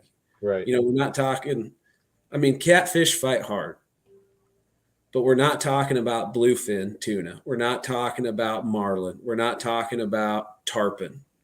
Like the fish in the Amazon are on par with anything in saltwater or even stronger. Like it's mind blowing. And that's where, I told you at the beginning, it's like North American fish. You don't need that highest of the high end tackle to consistently catch consistently catch them and put them in the boat. It's because even our larger, like a 50-pound flathead fights like a 25-pound red tail. Like Wow. no exaggeration whatsoever. So if you're going to chase these high, like these fish that are that strong and powerful, that's when you bust out the high end stuff. Like, you start talking about custom rod builds. You start looking at tuna jigging and popping blanks and things like that. And, money doesn't always equal quality, but there's a certain threshold of quality that you have to get into to be able to consistently fight these fish and consistently land these fish that you hook. Wow. Yeah. Besides that story, what would want to be one of your other favorite fishing stories that you have that you like to tell people? Oh man, I don't know if I have necessarily a favorite, but like conversation leads to fishing stories, and it's kind of like whatever one pops up in my head. But I guess this one, the one that popped up in my head. Oh, there's a cat in the window behind me. That's so creepy. It sure is. Yeah, I'm talking to you. Whatever. He's fine. He's interested in your fish story. He wanted to be on the live stream. That really creeped me out when I was looking in the window and suddenly there was a face behind me. But since we're talking about big fish, I used to be big into shark fishing off the beach. That used to be for about 3 or 4 or 5 years. That was kind of my thing. Like I'd catfish at home when I was in college or, close to campus. And then I'd save all my money and I would travel to the coast. And I just have met people, got to know people that made stuff like that possible. But I camped out on a deserted island, an uninhabited island. It's classified as a wildlife management area. And we hired a boat to take us and all our camping gear, me and my buddies. And we camped out there for 6 nights with just to catch sharks. And this particular area, it's in Florida. In the summer, I don't know what it is, but there's some big fish that show up in that area. And one of my favorite baits for big sharks are little sharks. And we had plenty of bait at that particular time. And then we caught a 5-foot black tip shark. So I said, you know what? I'm going to use them whole. So I cut the fins off, cut the head off, and then had about a 40 to 50 pound chunk of shark. And then I ran a 24-aught circle hook through his tail. So you're not going to cast that bait. We kayak them out is what we do. So it was really weird to have this shark carcass laying between my legs while I'm paddling out in the ocean. I mean, it's usually you have your baits behind you, but it was big enough where I didn't want it dangling in the water off the back of it. So just laid in front of me. Probably not the safest thing because you got that hook right by in case you rolled, but I was young enough and didn't care, so I just did it. So I get a couple 100 yards off the beach with this bait, and I threw it over the side, dropped the weight, paddle back in, and my buddies were up. My buddies weren't even helping me with the reel while I was doing it because the waves were so there was hardly any waves at all. So I just set the tension on my reel. They're screwing around doing whatever. I get back to the beach and my reel is rolling. Its clicker's going, and I'm like thinking there's seaweed that got caught on the line, and the current's making the clicker go. And then I go up to the reel and I give it. It's a lever drag, so it's a dual 12-aught wide, which they don't even make these anymore. But it held like 1,200 yards of 150-pound mono, like this big boy reel. Lever drag puts out like 70 pounds of drag, like a real 70 pounds of drag, and bump up the drag a little bit, and the fish goes faster and faster and faster. So I'm like, I get harnessed up in my bucket harness, put the reel or the rod and the gimbal, get clipped in and everything, and like, man, anything that ate that quick, it's got to be a real fish. So I'm just gonna bump it, because on those lever drags you got your strike setting, so you push the lever up to strike, which is probably about 2/3, half to 2/3 max drag capacity, and then you go from strike to full. So I just skipped strike and went straight to full, like screw it, let's see what happens. And man, that fish did not like that pressure, because I went up there, he just took off, and we're talking about a fish roaring to life against 70 pounds of drag, where you have a pool cue rod that's folded in half like a horseshoe. Like, this is 130 class trolling rod that's just like bent over, and I'm hanging on to it, and I have my heels dug into the sand, and I'm leaning into it as far as I can, like I'm sitting in a chair, but there's no chair under me. It's just the pressure of the reel or the drag against the fish that's holding me up. And this fish pulls off, I don't know, 150, 250 yards of line. And then he must have ran me over a wreck or something, because that line gets shredded, rod comes back, smokes me in the face, knocks me out. Oh, no. I'm like laying on the sand, like Bugs Bunny when he gets ran over by a steamroller. So how big that fish is, I don't know. We'll never know, but wow, that's crazy. This might as well have been a submarine for all I know. That's great. And nothing beats that shark fishing from the beach. My son Ryan, he fishes with us a lot, and he's a teenager, and he absolutely loves just fishing off the beach for the sharks. That's cool stuff. You just can't beat that. And particularly when we're at the beach for vacation or whatever, it's like we can't catfish here at the house. Hey, what's the next best thing? Let's catch some sharks at the beach. I mean, it's basically catfishing, except your possibility of catching something really big is there. Yep, it's fun stuff.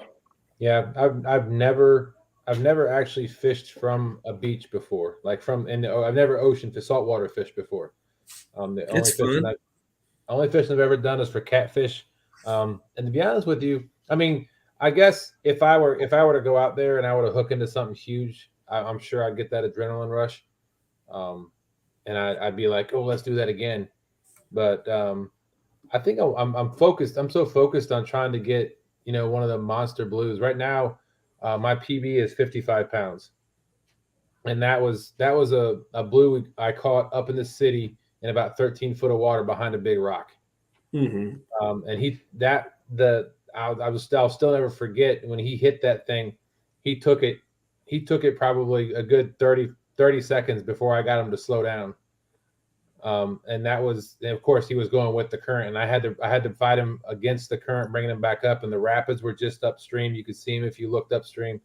And that was a lot of fun, but we're always looking for those bigger monsters. And one of the things we're going to try to do this year is try to get a little bit further down by the bay, downriver, to where the Chickahominy River is, and try to maybe by the power lines and pull in them 80, 90 pounders. There's got to be 100 pounder in there somewhere. I've heard there is.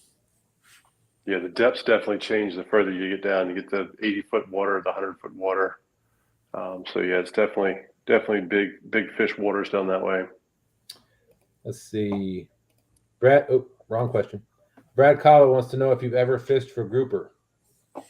Kind of. I fished on a party boat one time where they took us over some wrecks and stuff, and I might have caught. Actually, I know I caught a grouper, but we were just kind of fishing for whatever we caught. It wasn't like a real serious fishing charter or anything like that. And I don't have a Grouper whole lot of snappers. I don't have a whole lot of offshore experience. Like most of my fishing in the salt is off the beach, or a little bit of kayak fishing off the beach. I got you. I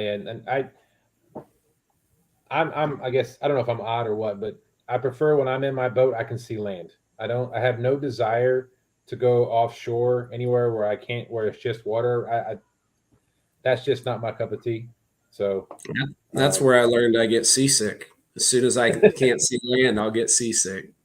wow. I just have no desire to do it. So I'll focus my energies on trying to catch the monster blues here in the James River, and I think I could be satisfied with that for a while. Sure. QC Fishing said when Spencer caught that flathead when fishing for wipers Yep. was cool. What's a wiper? It's a cross between a striped bass and a white bass. They also call them hybrid striped bass or wipers or sunshine bass, or I don't know. I'm sure they got other names, but that's the only ones I know of. But yeah, that was cool. cool. You know, caught a flathead on really light gear. I think that one would have went 44. Caught him on 20 pound. Oh wow. That was fun fight. When you're fishing for flatheads, what's your you said you like braid. What's your common braid weight for your 80 line? pound. 80 pound. Mm-hmm. And 80 what's your- pound braid and 60 pound mono leader. Yeah, we typically use 30 pound mono and 80 pound leader line. Mm-hmm. Like I said, I just had some bad experiences with the braid. Find what works for you and keep doing it. Absolutely. Let's see. All right, 217. Thank you for coming in. I appreciate it. Let's see. He said, "Okay, I'll have to head to bed. Got to make the fishing money. Great show, Spencer. You're awesome. Keep it up. Stay safe and keep those lines tight." Same to you, man. Let's see. Mr. Duggar said, "Has guiding changed your fishing, and how do you like being a guide?" I love being a guide because it's kind of like being a teacher. You know, you get to share what you know and share your insights, and kind of like how it's more of a one like smaller group setting. That's kind of nice. It's also nice that I'm not doing it entirely for a living. I can see how some guides could get burnt out, and it's not the people, it's the pressure of being on the water all the time, because like boat stuff breaks, you know. But if you're a full-time guide and your boat breaks and you can't find a way to get something like that stuff fixed before you got to be on the water the next day, then you got to cancel that trip and you lose that paycheck. But I guide 2, sometimes 3 days a week, which affords me the time to take care of my maintenance when I'm not running those trips, you know, or do my repairs when I'm not running those trips. So I don't have that pressure that a full-time fishing charter guide does. And I'm pretty grateful that I don't. Now, if I got thrust into that position where I would, because I am a full-time fishing guide, I mean, that was kind of a dream for a long time until the whole YouTube thing popped up. But YouTube lets me dabble in it and get the enjoyable sides of it without dealing with the stressful sides quite as much. Absolutely. Right. We got Tidal Weight Seekers saying, "Don't go out on Lake Erie." Yeah, I don't worry, I don't plan to. That's like the ocean. There's big walleyes out there, though. Welcome in, no BS. Appreciate you coming in. Anybody else in chat got any questions for Spencer before we wrap this thing up? Sean, do you have anything else on your list you wanted to ask? No, I'm pretty sure everybody's probably subscribed to Spencer, but if you're not, make sure you go hit him up for a sub. But yeah, as far as questions, I think we've covered everything. Do we talk about PBs? What's your biggest? Biggest flathead, blue, channel, You got to be Yeah, specific well, with it, Sean. let's go with the sailfish. flathead. What's your biggest flathead? Biggest flathead's right about 55. 55. Okay. And Now- you said the blues aren't very popular, so I guess you probably haven't targeted them much. Or... My biggest blue's about 75, and then my biggest channel's right in that 20-pound range.